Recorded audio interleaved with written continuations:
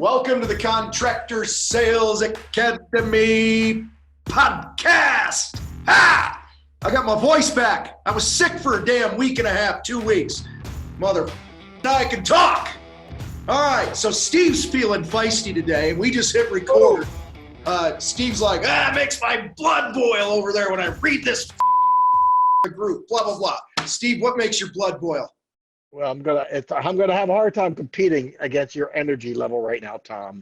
But I'll tell you this: when people come and ask my advice, and I give it to them, and then a month later I'm on the phone with them, and they ask the same goddamn advice. I give them the same advice, and I say, "Look, we talked about this once, and I told you my advice before, but you don't follow it. You're trying your own advice." Okay, I swear to God, Steve, this time I'll do what you say. And then a month later, for the third time, we go through the same dance again. And this is what pisses me off. The people hear advice from other more successful people, and in their heads, they justify not doing it. They cannot put their ego down and go, you know what? Maybe somebody else actually has better advice than me. I used to stand up on stage, and you all saw me stand up on stage and tell a room of whatever, 600, 700, 800 people what I do, how I do, and how much money I'm making at it, and how simple it is. It's just nuts and bolts stuff. You don't got to be smart to do this. You just have to do it. And 9 out of 10 people sitting in the audience would go, yeah, but it can only happen in your area. It can't happen to me. You have some special talent, blah, blah, blah. And it's all total bullshit. And not only that, half of them, 50% of them, want to tell me how they're doing. And I come back, and you've heard me say this, the same response. Look, dude, show me your bank account. If your bank account's bigger than my bank account, I will immediately stop what I'm doing and go your way. But if your bank account's smaller than mine, then shut the f up. Because I don't want to take diet advice from a fat person.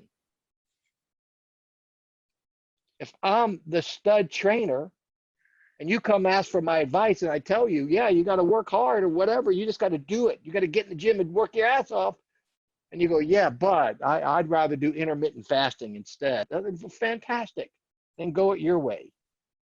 I just get pissed off when the answer from obviously more successful people is right in front of you, but you are somehow trying to justify going around that answer in any way you can just to avoid the freaking very thing you need to do to become successful.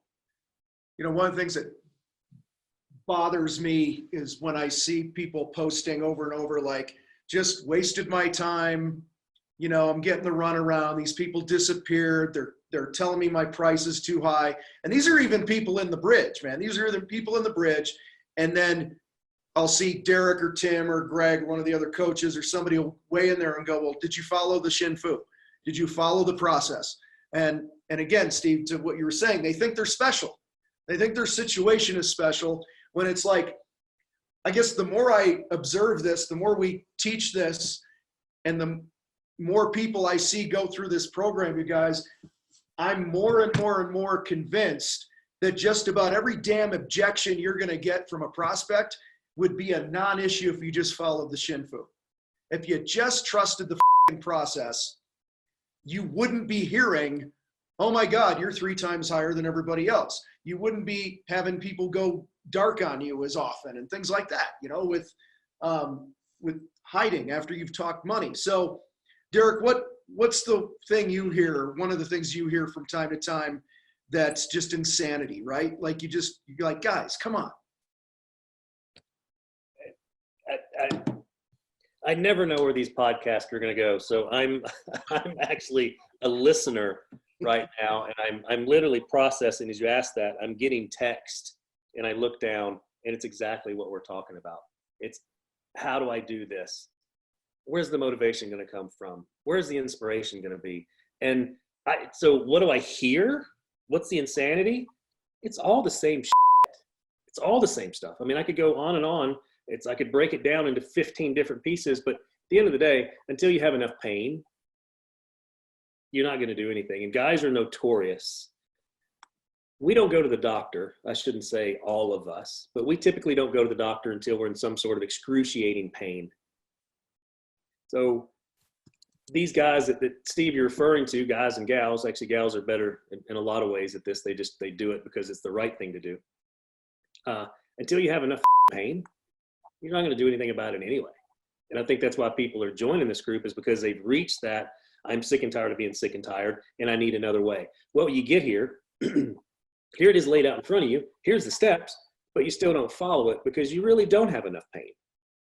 Or you could do like Steve's done, and why he's a millionaire is he just didn't with the money. He just didn't. He 5, 4, 3, 2, 1'd his life and basically said, I'm just not going to mess with this one area. So what do I hear? It's the same stuff. I don't have time. The customer didn't show up. The customer. It's the blame game. It's all blaming and victimizing. But until you go, okay, I'm going to accept delayed gratification now and put in this effort, I won't have any reward, because you're just going to sit there in comfort. You're just going to do it over and over and over and over. But somehow you found this podcast. Somehow you're listening to this when there's 2 people I'm looking at that are successful because you just do what you have to do. Mm-hmm. And I don't think it's all fun, right? I mean, Steve, not f***ing with the money all these years, it hasn't been all fun, right? No, it's not fun. A lot of it's not fun. I'd rather be off, sailing than sitting home entering into QuickBooks. But if I do enough QuickBooks, I'll be able to buy a damn sailboat. And you just got to deal with the fact that there's going to be you got to put up, everybody has to put up with a little bit of short-term pain to get long-term gain. And we're all smart enough to understand that conceptually. But for those people that keep making excuses why they can't do the apparently successful, go the successful route, they are just shooting themselves in the foot. And I think they're scared. I think they're scared to do a couple of things. 1, admit they're wrong. 2, put their ego down, all the way down on the floor so they can just do what's right. Okay. Number 3, it is excruciatingly painful to have words come out of your mouth like, I'm sorry. Think about that. Think about you. How hard is it for you to say, I am sorry? A lot of us would rather die than admit that we are sorry. John Wayne. And it's the same way with the Shinfoo. You have to be open, honest, and vulnerable. Vulnerable. You really do. So it takes a ton of courage. Because without vulnerability, there is no courage. And in fact, the more vulnerable you are, the more courageous you are. And if you ask a person on the telephone, are we done? Man, wait till you do that one. They say, well, your price is too high. And you go, are we done? Or do I still have a shot here? Yeah. I mean, if you say those words to someone, you're going like, I'm giving them permission to dump me, which is extreme vulnerability, but it makes me courageous as hell to say that.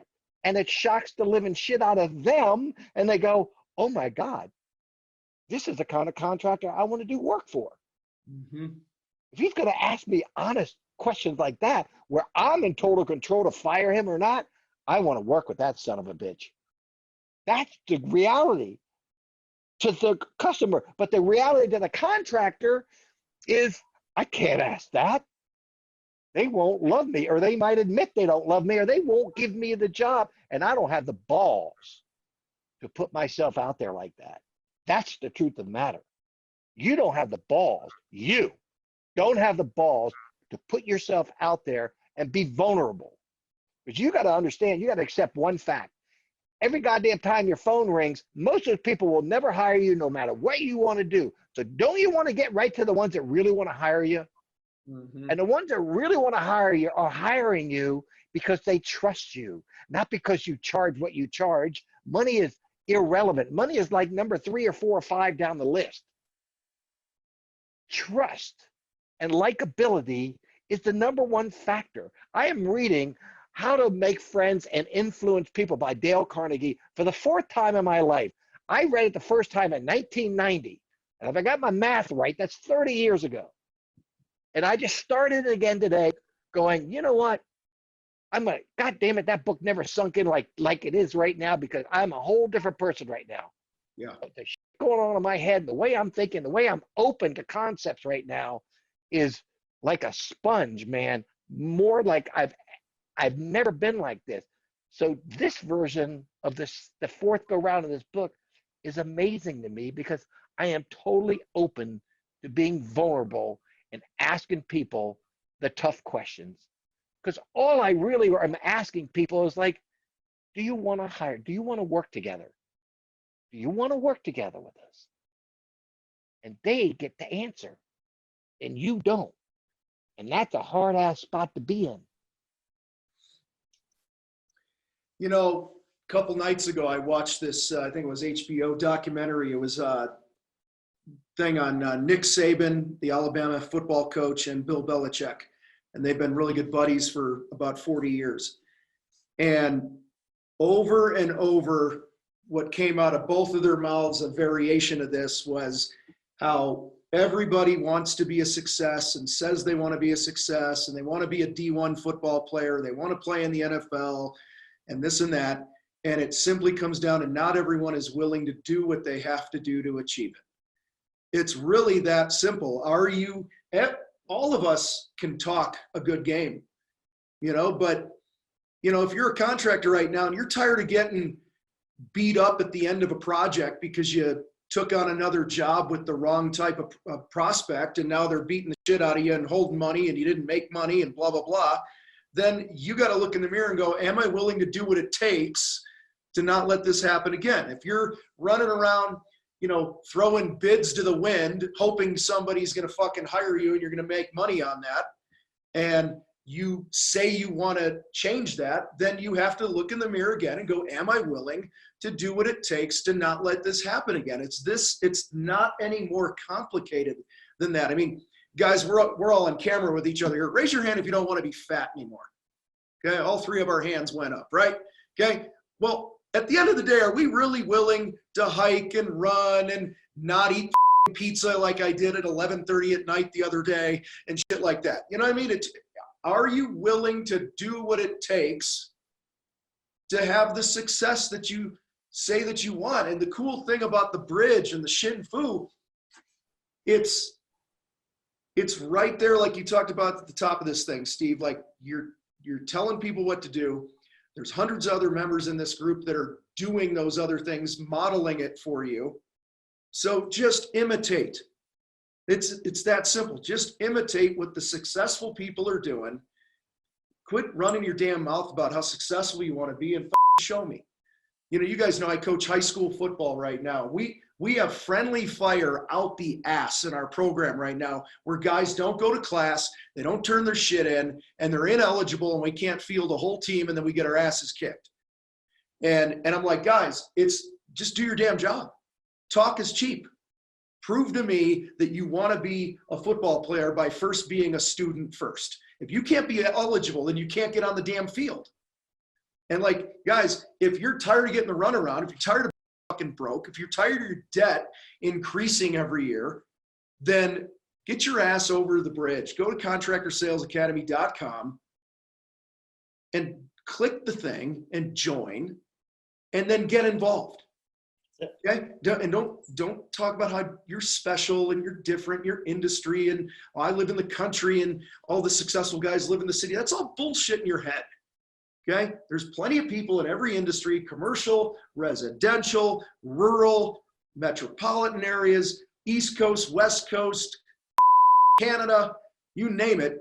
Guys, there's guys in every industry all over the place that have simply decided they're going to do what it takes to take back control of their sales process. Hey, Tom. Yeah. I just want to add a postscript to this podcast. Okay. I just looked up my library for the last 3 years. I've listened to, I'm an audiobook guy because I can't read for shit. I've listened to 51 books in 3 years. And I'm just looking to which losers wrote each and every book. Which loser am I going to follow? And the answer is not one of them is a goddamn loser. Yeah. These are all people smarter than me that have been places I want to be, I want to go to, and I read them and I consume their shit and I do my best to do their stuff because I want to be like them. I want to experience the success they're having. And you and Derek, because I know we know each other, we are trying to help and teach others to become successful. But the quest is not stopped there. We read and consume massive amount from other successful people more successful than us. The Tony Robbins and the Ray Dalios, you know, and the David Goggins, and Jesus Christ, the list goes on and on and on. And we do the shit. We read, we learn, we do, we teach. That's what's going on here. And it never stops, and it will never stop. And the older we get, the more curious we become, and the more we consume, and the more we realize there's so much more that we don't even know that we want to know. And I don't want this to be a life podcast. I want this to be a simple business podcast, but you got to start somewhere. Yep. And imitation is the greatest form of flattery. That's a nice way of saying, find one of the most successful sons of bitches you can find and do what they do. Because the mousetrap, it's already been invented. Yeah. Derek, bring us home, brother. If you're sick and tired of being sick and tired, we have the answer. If your sales process sucks or you don't have one, we have a way. But you can't just come over here and click the button and pay $179 a month and go, got my sales process, got this shit dialed in. You're going to have to come in and do the work. You can sit back and you can watch. There's nothing wrong with being an introvert. But at some point, you're going to have to take action. We talk about action a lot. And every successful person, just like Steve's referring to, has taken action somewhere along the way. You just have to. So if you want to change your sales process or develop one, get your time back, make more money because you just will. You have to follow our Shinfoo process. Don't try to change it. Don't try to be all creative and make it all fancy. Just do it. And lo and behold, you're going to be just like 300 other people in our group that post regularly going, I can't believe this shit worked. I can't believe how much time I saved. I can't believe. All they did is took action. You two guys created this. I teach it. And go figure. Shit works. But, you know, you could do something else if you want to. But if you want to do what we're doing, Contractor Sales Academy, The Bridge, change it. There you go. If you like this podcast, found valuable information in any way, shape, or form, please share it with another contractor and give us a review wherever you're listening to it. And with that, guys, we'll catch you next week. Later. Later, Gator. Thank you, gentlemen.